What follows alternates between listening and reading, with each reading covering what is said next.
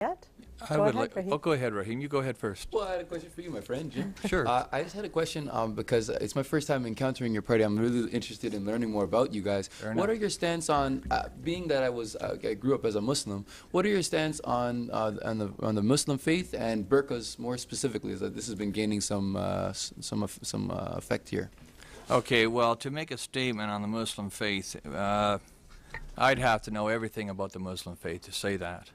So, but I could make a statement on Muslim culture, perhaps, because I don't profess to be an expert in the faith. Yeah. That's a fair answer. It's fair. The burqa, I don't think anybody should be allowed to be in public with their face covered. They have rules in malls that forbid teens from wearing hoodies that covers their face, and so on.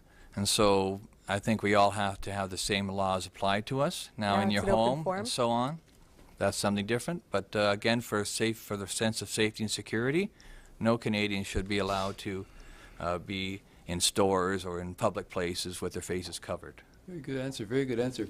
I just had being that you guys are mainly focused on Christianity and or the Christian-based values. Good. Is that right? Christian-based principles, but yes. Does that ever? Do you feel like that ever alienates a large demographic of our Canadian citizenry? Yes, certainly it alienates some people, just like some things about green alienate me and some things about the Liberals. So the answer is yes. Okay. Floor is open if anyone wants to jump in. Otherwise, we can move to our next question. Hearing no one. Jim, question's Okay. yours. Okay. I think I'm going to ask Sean a question. Oh, fabulous. During the September 28th Leaders' Debate, Justin Trudeau spoke of the importance of protecting Canada's most vulnerable, then immediately promised to make abortion even more available than it is today. The most vulnerable human being is a preborn child. How does abortion protect the preborn child? Okay. First off, Jim, you're asking this to a question who's somebody who's lost a child. So I wouldn't want to see this this on any family, quite frankly. I know it's apples and oranges. But you know, to get right to it, it's not that we're pro-abortion, we're pro-woman's choice. Okay, it's about protecting women.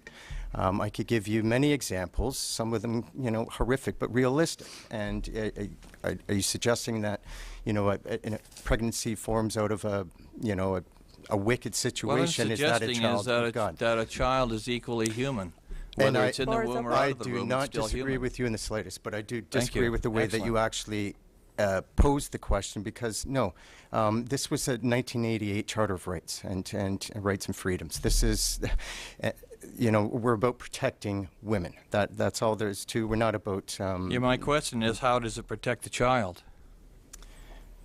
How does abortion protect the most vulnerable people in Canada? Well- The unborn child. How does it protect them? Again, it's The answer is it doesn't.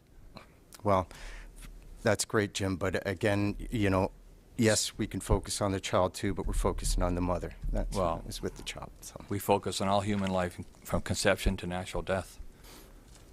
it's just law right now, Jim.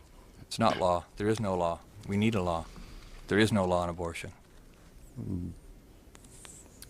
Anyone else on the open forum on this topic? If not, anyone can ask a